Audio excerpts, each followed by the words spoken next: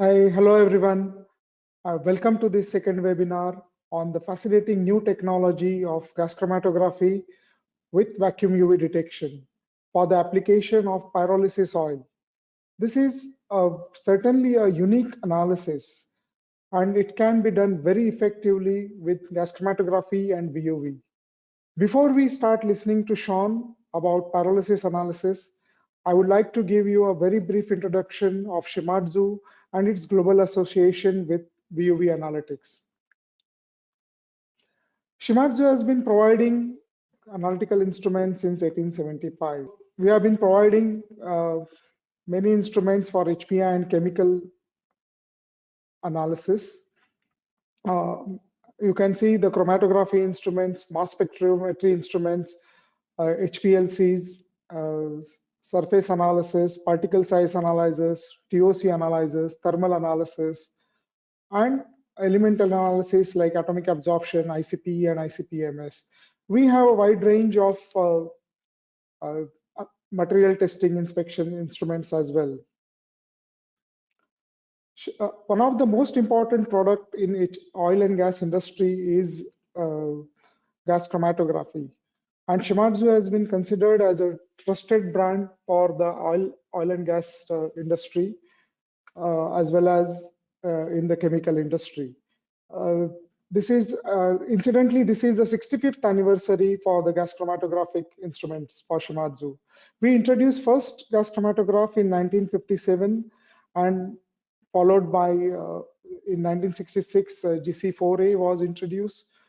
In 2004 we introduced GC-2014, and in 2017 we introduced next generation gas chromatograph GC-2030. In 2021 we added some additional features of analytical intelligence in GC-2030.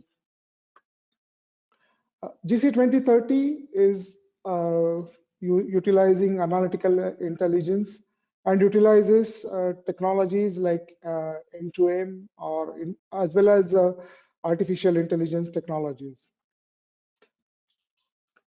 And you can see that it is retaining the introduction in 2021. It still retains the oven light, which is coming now standard. Also, it has a tools-free maintenance, which is available on GC-2030. GC-2030 supports alternative gas as a carrier gas. You can select hydrogen, nitrogen, or any other carrier gas available. When you are using hydrogen, there is a built-in sensor available, which you can always take it as an option and utilize it, and you can use it as a safe measure for using the hydrogen. GC-2030 can be freely configured with many accessories like autosampler, liquid autosamplers, headspace for volatiles analysis, thermal desorber for environmental analysis. Also, you can put the pyrolysis systems on GC-2030.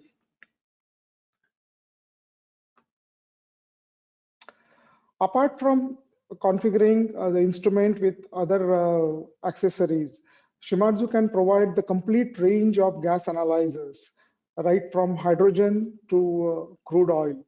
The complete analysis can be provided. For example, for the light gas analysis, we can provide natural gas analyzers, refinery gas analyzer, transformer gas analyzers, or as a LPG analysis. For fuels, we can provide detailed hydrocarbon analysis, low oxygenates, or ASTM methods like ASTM D4815, 5580, and 3606. We can provide also low temperature as well as high temperature simulated distillations. One of the most important analysis in oil and gas industry is the sulfur, and Shimadzu can provide the complete analysis with a flame photometric detectors or pulse flame photometric detectors or sulfur chemiluminescence detector. In 2018, Shimadzu introduced a next industry standard sulfur chemiluminescence detector.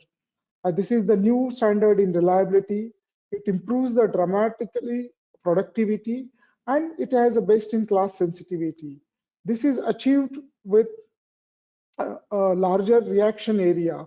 Normally, the burner tubes have certain length of ceramic tubes. In our burners, the ceramic tubes length have been doubled. This contributes to complete combustion and reduction of all the components. So you avoid minimize the quenching effects, and also precise temperature of the cell contribute to a very high sensitivity.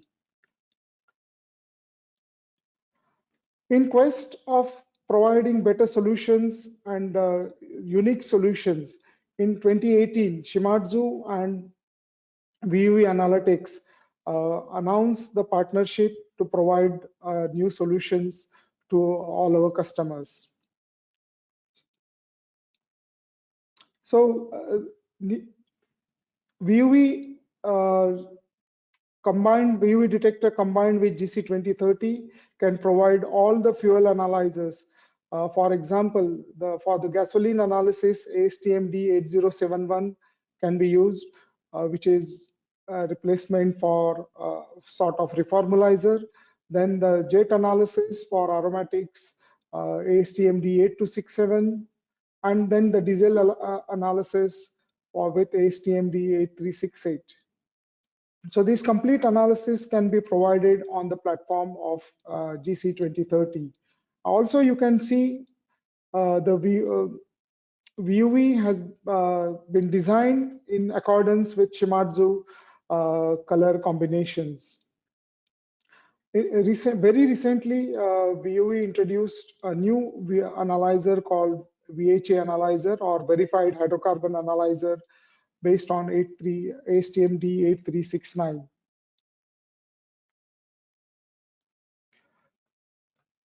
In 2021, VUV Analytics introduced a new exciting detector called LUMA.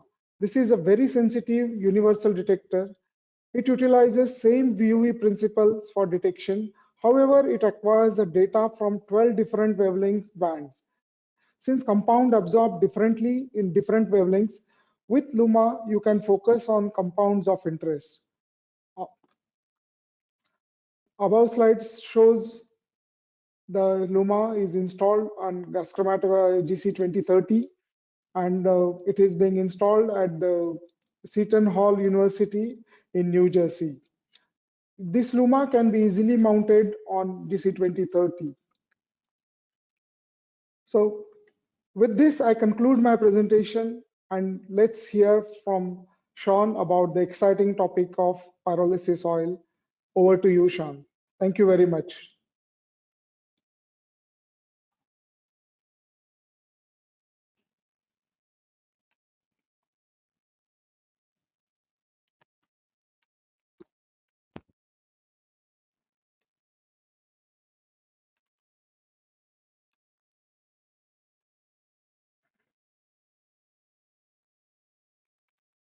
Very good. Thank you, Raj. I hope you can hear me well and see my slides. I also appreciate the introduction of the LUMA product, obviously a very exciting new product for us, focused on trace level detection. On the presentation today, I'm going to be focused really on our VGA product line, which is established a nice place in the hydrocarbon market, again, as you'd indicated, for the analysis of various fuels and feedstocks.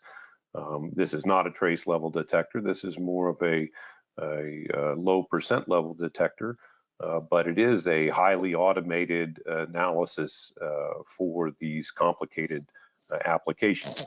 And speaking of which, of course, the recycled waste plastics pyrolysis oil is perhaps the most complex analytical challenge that this industry has faced in quite some time.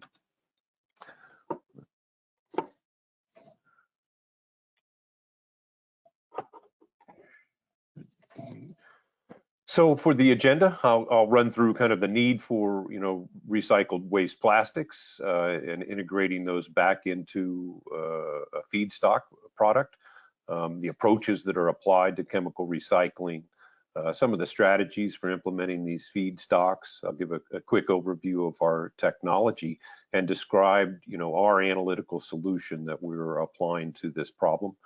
And I give a brief status on an update of an ASTM method that we will be balloting for this application. Obviously on this screen or, images, there's unfortunately, if you go to the web, you'll find endless numbers of images that really highlight the problem that the world is facing with regards to the waste of single-use plastics. So in that regard, it's certainly nice to be a part of something that perhaps can help clean up this problem a little bit. Globally, there's more than 380 million metric tons of new plastic waste are produced, a staggering number, or new plastics are produced. Of that, 280 million, turned to plastic waste. Unfortunately, a small percentage, 40% go into the landfills, 20% immediately goes into the environment, just thrown into rivers and creeks and streams, etc. And even the 40% deposited into landfills is becoming a problem as landfills are starting to reach maximum capacity. In the U.S., and these are 2015 numbers, so all of this has grown a bit, but in the U.S. in 2015, there were 31 million tons of plastic waste. And interestingly, plastic was recycled less than any other product type in there. You can see paper, of course, has a very high recycling rate, but plastics is still about 9% in the U.S. And only about 15% in Europe. In 2015, also again numbers, the polyolefin products, generated about 152 million tons of waste. By comparison, the others are significantly less. PVC, PET, and polystyrene are all significantly less. So, attacking this recycled polyolefin is a valiant cause. Again, there is some recycling that occurs today. Again, this 9 and 15% number, but those are largely through today mechanical recycling. And mechanical recycling basically is just breaking those products down and turning them back into lower value products. Again, most of the recycling that's done today is mechanical, where you clean, you melt, and you repelletize these components. It is the kind of shortest loop and most efficient pathway to reuse these plastics. The most common example of this, I think, are these clear plastic water bottles, which is PET. It is again repelletized and can be turned back into more bottles, if you will, and that's kind of referred to commonly as bottle-to-bottle recycling. But polyesters can also be made from this as well. PET is recycled right now at about 18% because these are relatively clean and homogeneous materials. Unfortunately, again, polyolefins are only recycled in the low single digits. There are limits to mechanical recycling. Only so many plastics can easily be sorted and cleaned.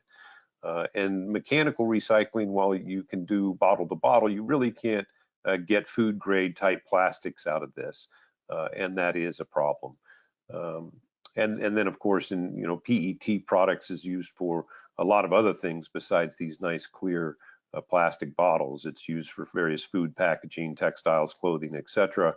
And then, of course, there are a lot of cases where, dyes have come into play. These are not nice, clear plastic bottles.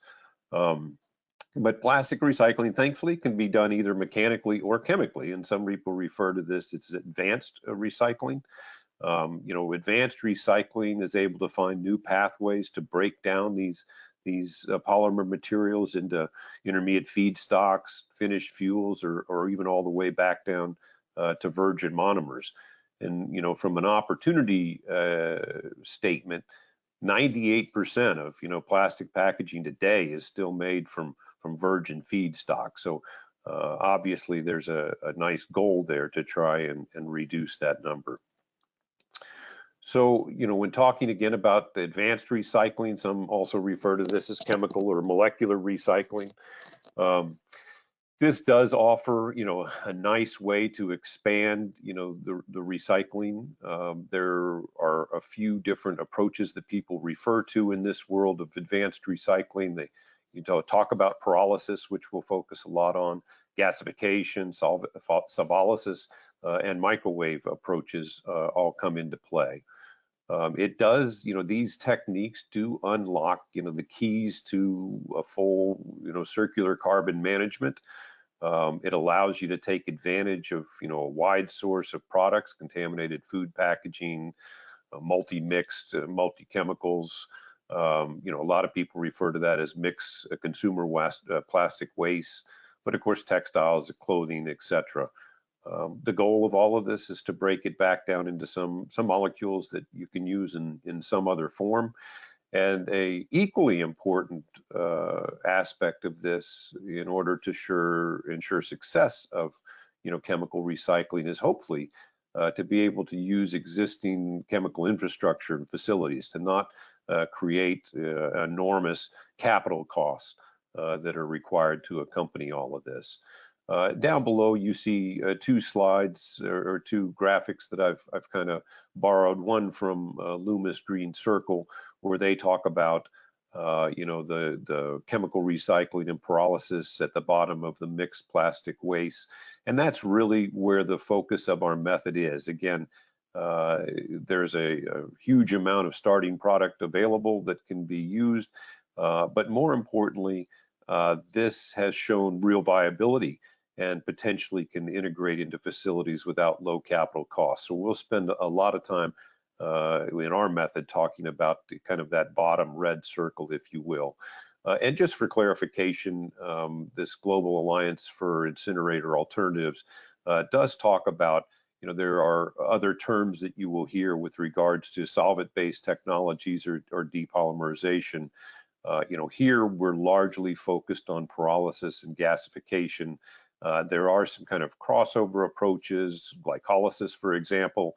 I know Axens and other companies are engaged in efforts in researching on that front. Now talking again about the mixed polyolefin pyrolysis products, the highlights of this is that these pyoils really have demonstrated they can be fed into existing facilities with no real heavy modification or capital cost to those facilities. Some of these finished fuels also have shown to have, better performance than crude-based fuels. So, obviously encouraging. And one additional kind of financial benefit is has been demonstrated that, some of the currently financially unviable products like, VGOs and oil shales, they find that they can make good use of those in co-processing of these products with these pyrolysis oils. The lowlights really, are focused around the mixed plastic sorting. Today that is not fine-tuned. So there is always going to be some level of cross-contamination, whether those, if you're focused on recycled polyolefins, you're always going to have some level of bio-based or PET or even polystyrene, in fact, predominantly polystyrene cross-contamination. And that just makes, this analysis of these products even more challenging. There is really right now no real path to isolate, the polyethylene low and high densities, the polypropylene or the polystyrene starting products. The result of all of this is that, PE and PP can decompose into a range of paraffins and olefins. And for those of you, familiar with the crude analysis world and our first method for PIONA analysis, this sounds very familiar. In this world, if you take a closer look at that, you can find that these catalyzed decompositions can vary significantly. This depends on obviously catalyst type, catalyst loading, increases or decreases in temperature and time. And it can also, these PIONA ratios can vary even with low and high density starting products. So really, these are more variable sources than what the world has, been used to with basic crudes, if you will.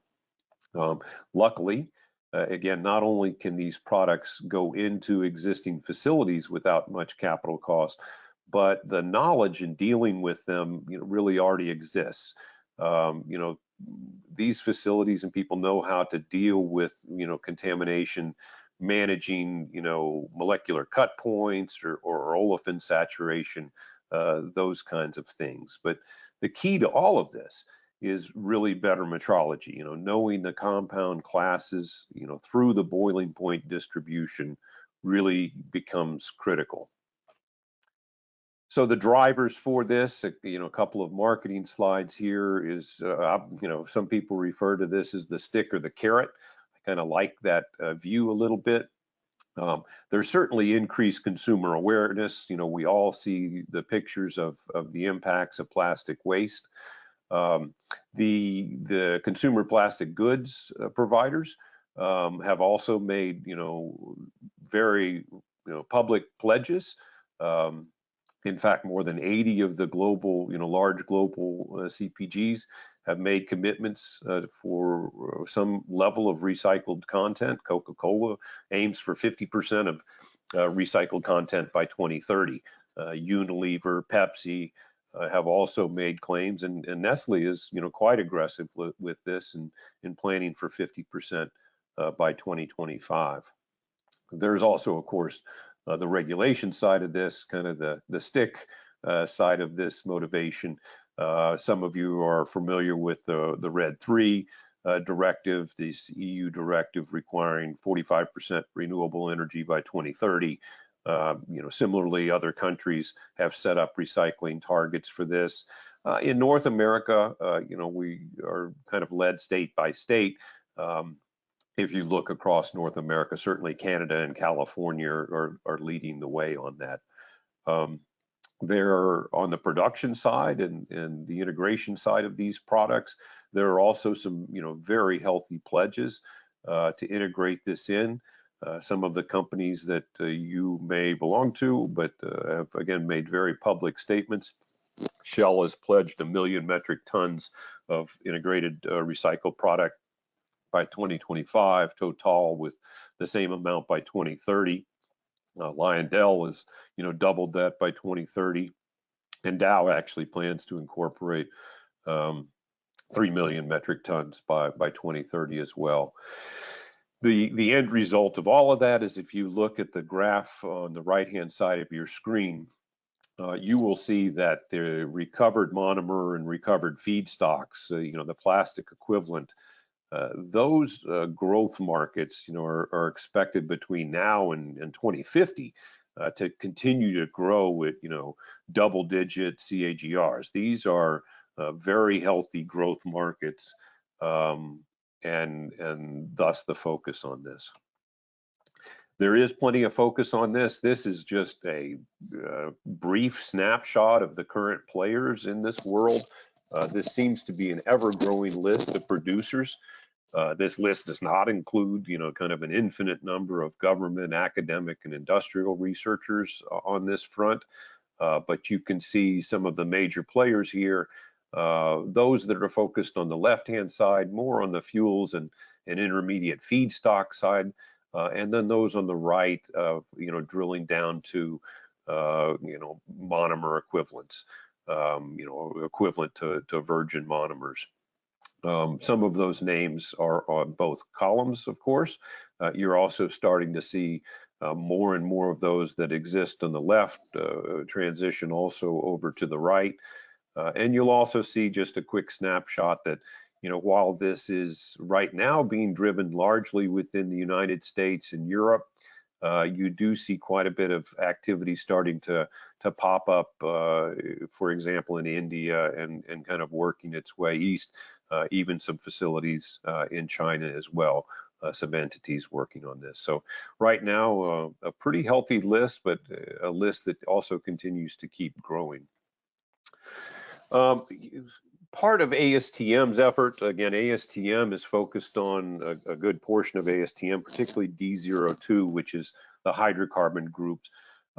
There is a subsection P focused on recycled products, and and they have decided to take the initiative to come up with a characterization guideline. So this committee involves members of kind of all of the various producers and potential users of these products.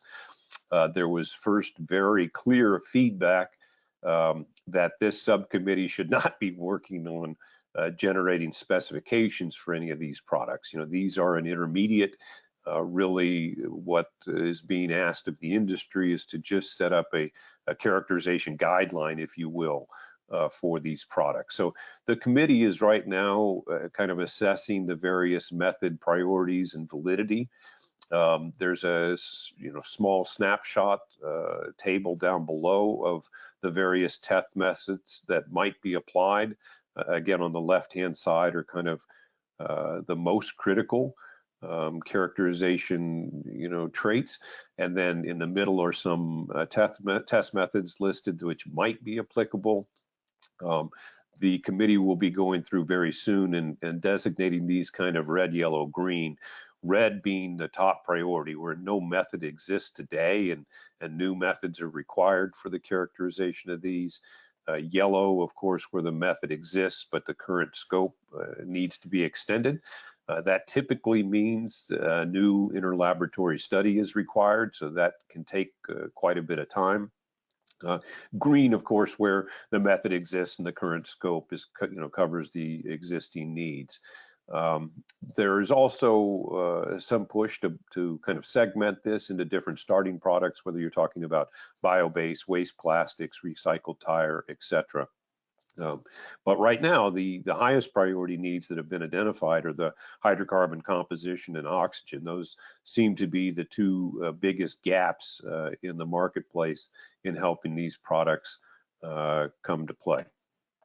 Today's hydrocarbon analysis, I would describe as kind of a try everything approach, depending upon who we speak with. All seemingly right now are either inadequate or kind of impractical. Down on the bottom, I'll start at the bottom first. A lot of these entities are engaged with university or government research partners, where the full analytical suite of instruments can be applied, whether that's NMR or two-dimensional GC or even GCMS. Really, in these cases, I would say they're functional, but kind of impractical for the classic refinery labs. Along the top, we'll talk about, obviously the most common method, I believe, that exists in the hydrocarbon world today is, everyone's familiar with simulated distillations, and you get these nice curves. Of course, the curves are different with this product, so there's really not this tribal knowledge of the molecular makeup by looking at these curves. There's also a detailed hydrocarbon analysis that's done on the front end to try and understand better the composition and then the merge of that. And really, frankly, that just doesn't work. And I'll show you some data where DHA, in fact, is really problematic for these applications. That leads us, of course, to VUV analytics. What is VUV analytics?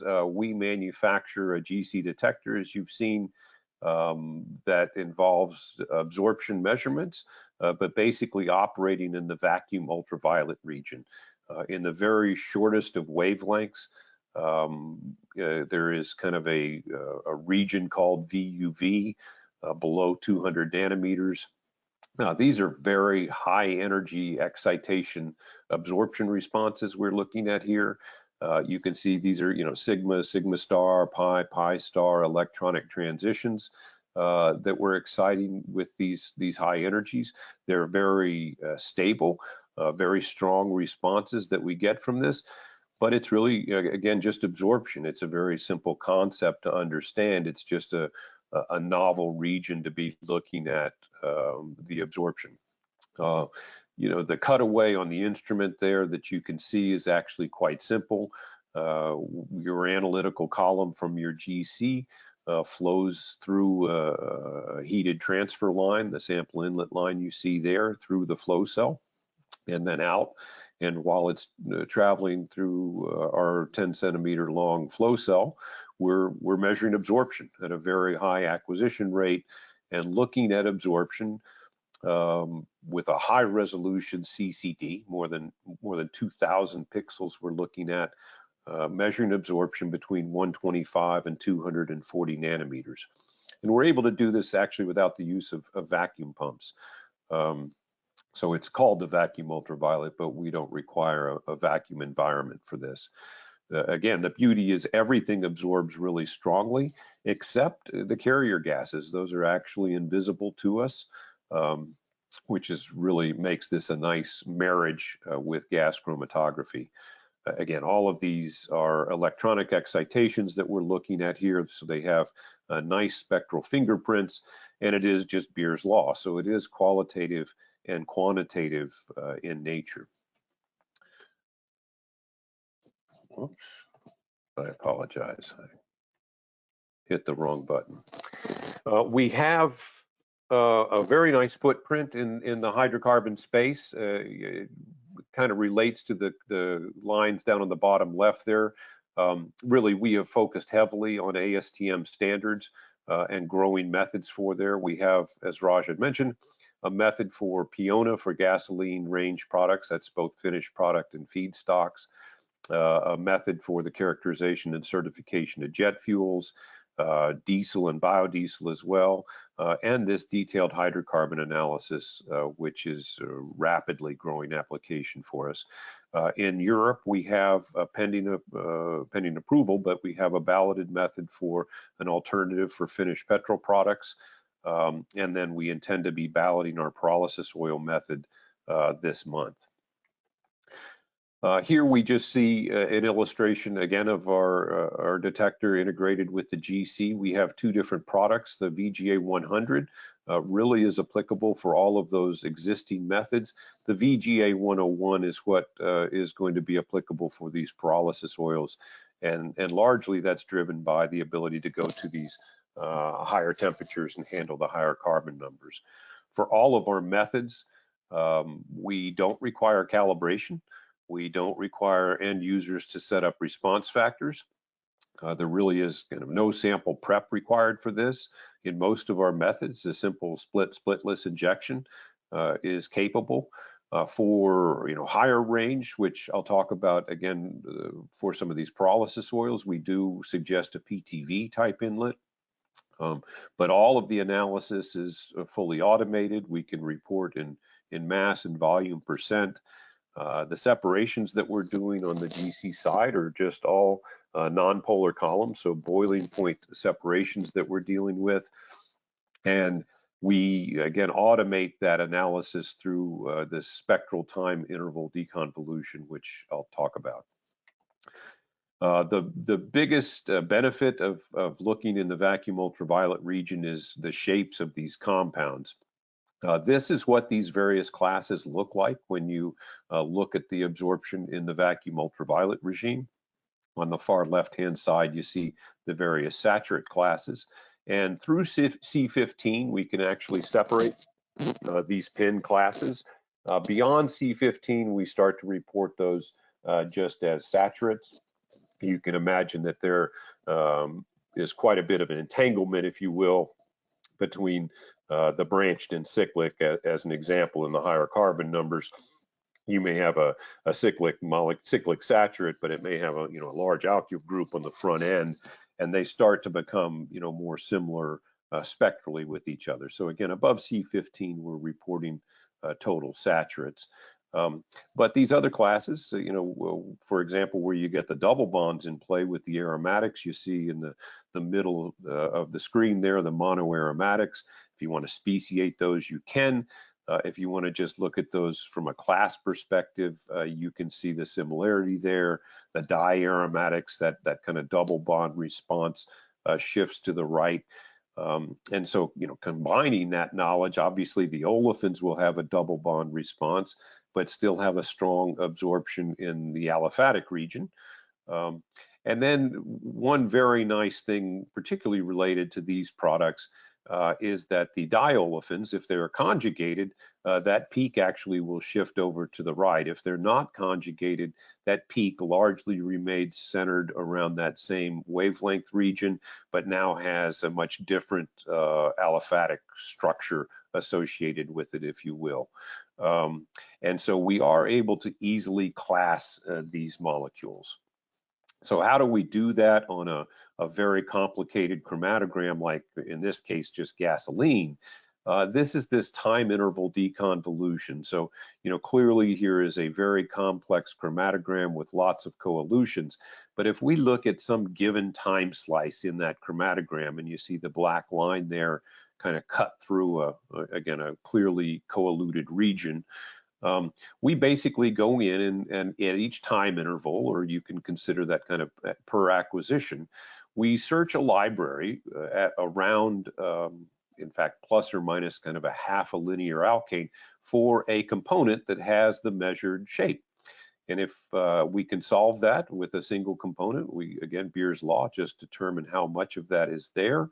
If it is not well fit, by a goodness of fit determination, we go search for any two molecule linear combination that solves that. So we search that same window for any linear combination of any two molecule pairs that can solve that. And we can look at that goodness of fit. And we just kind of repeat that process. Visually, what that looks like. So again, if we look at that same time slice, we can see on the black arrow there at the top, that is what our instrument measured. That's what the CCD absorption measurement looked like. If we tried to solve that with a single component search, we only see a goodness of fit of about 0.76. If we try with a two component search, the best that you can find is about 0.92, but if you go look at that on a three component search, again, some linear combination of any three components, we see the goodness of fit approaching, triple nines there. And now, what does that look like when we kind of view that through the lens of our library? So again, the purple line on top is that same measured absorption response. Again, that's what our CCD array measured on that purple line on the top. But now you can see that by looking at what these components look like in our library, pentane in the green, 2-methyl-1,3-butadiene in the red, and trans-2-pentene in the blue, you can now more easily understand that some linear combination of those three molecules can solve that purple absorption response that we measured. So, that's how we do this. We do this time slice by time slice as we march through the chromatogram. It's a much simpler approach to handle these, these complex data sets. Now, back to the DHA, this is one where we're often compared to, and we've found even on heavy naphtha products, DHA starts to fail. And obviously, a lot of these products that we're dealing with in this case look like heavy naphtha in some regard.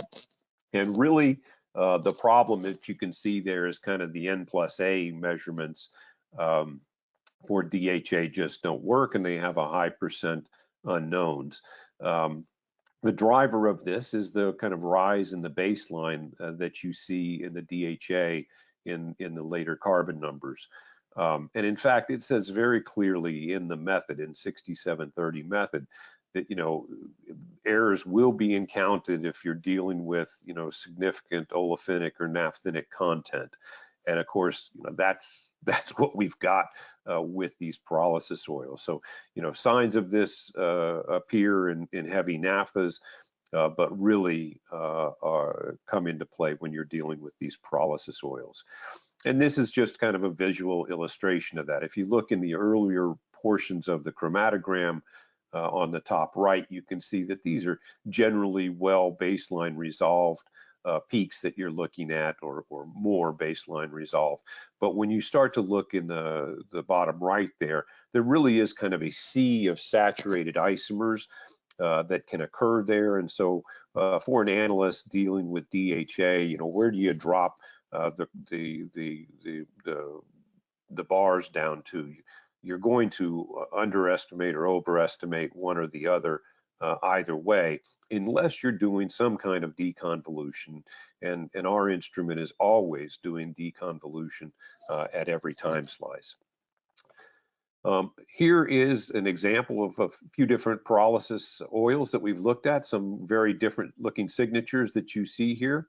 And with our method, by building a pyrolysis oil library and using this time interval deconvolution, we're able to rapidly and automatically characterize and profile these different products for you. You can see here we're reporting the group types nicely in this case.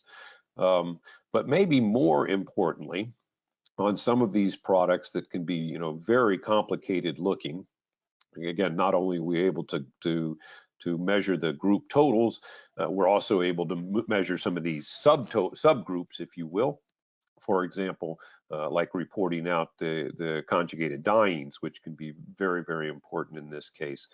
But maybe the most important is that we are now able to show for the first time ever to the customer these classes, these hydrocarbon classes or subclasses by boiling point.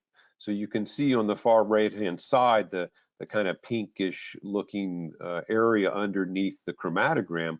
That is where we've solved for the saturates. And in the next one down, the green, that's where we've solved for the olefins or the monoaromatics or the PAHs down there in orange.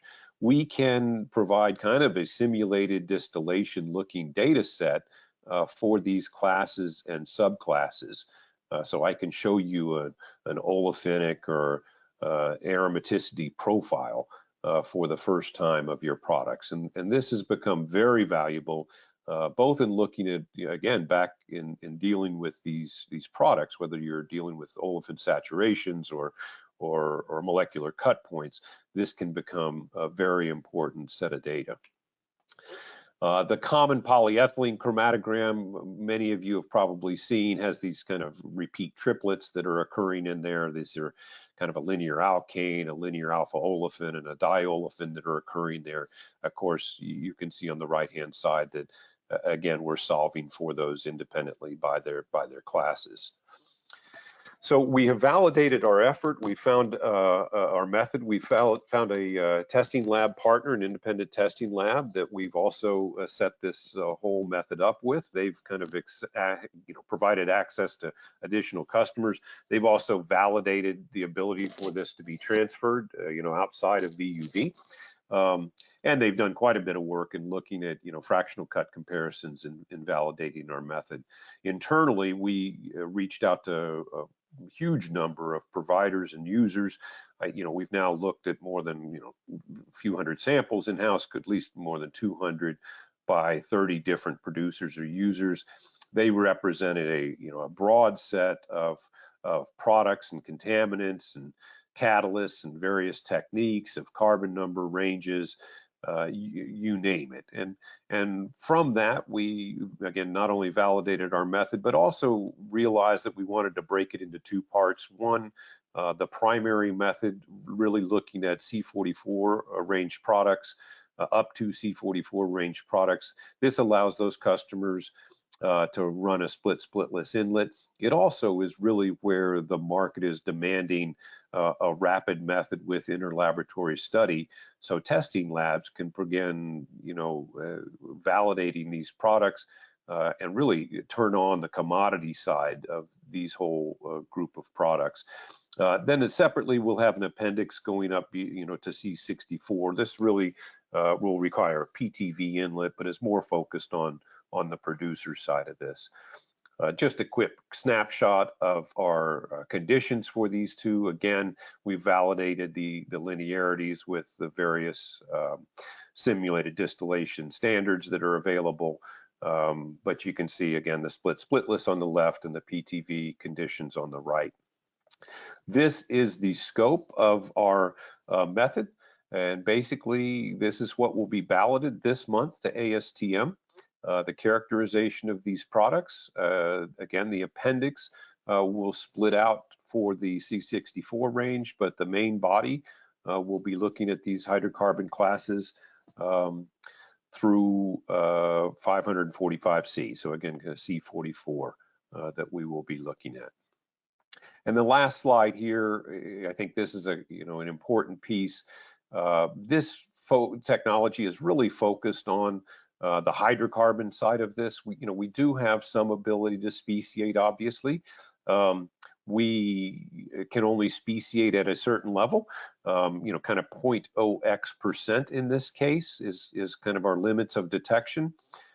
We do understand, a lot of interest in the heteroatom side, and I think, as Raj has commented, they have a suite of instruments that can be helpful, certainly with the sulfur side of this, the trace level sulfur side of this.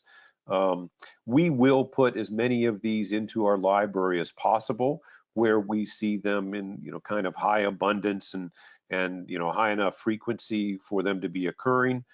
For peaks that we don't know what they are, we will report those as percent unknowns. But just a quick snapshot, if you look on the right-hand side there, again, through our extensive study of these products, these are kind of the various speciated components that we probably will be including in our search library. The styrenes, as you can see there, will also be grouped independently. We always see, some high level of styrenes in these products, again, from the sorting contamination. And then there's kind of medium and low frequencies of these. Some of these are, of course, from the PETs and the various oxygenates that you see in there, as well as some of the dye components pop up as well. So those will continue to be added into our library up until final method approval. And with that, I hope I finished everything in time. I'd like to thank again Shimadzu for their time and cooperation with all of this. And I'd be happy to take any questions.